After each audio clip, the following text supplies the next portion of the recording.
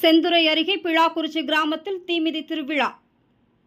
அரியலூர் மாவட்டம் செந்துறை அருகே உள்ள பிளாக்குறிச்சி கிராமத்தில் ஸ்ரீ செல்லியம்மன், ஸ்ரீ பிடாரியம்மன், ஸ்ரீ கருப்பண்ணசுவாமி ஆகிய சுவாமிகளின் திருக்கோவிலில் தீமிதி திருவிழா நடைபெற்றது. திருவிழாவில் முன்னதாக அம்மனுக்கு காப்பு கட்டி விழா தொடங்கப்பட்டது. இங்கு 18 நாட்களாக பாரத கதைகளை பக்தர்கள் பாடி வந்தனர்.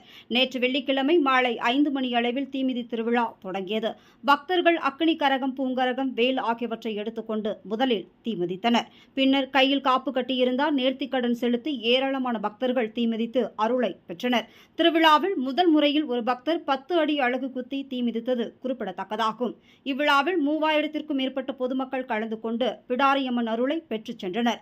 அனைத்து ஏற்பாடுகளை விழா கமிட்டியினர் மற்றும் ஊர் பொதுமக்கள் செய்திருந்தனர்.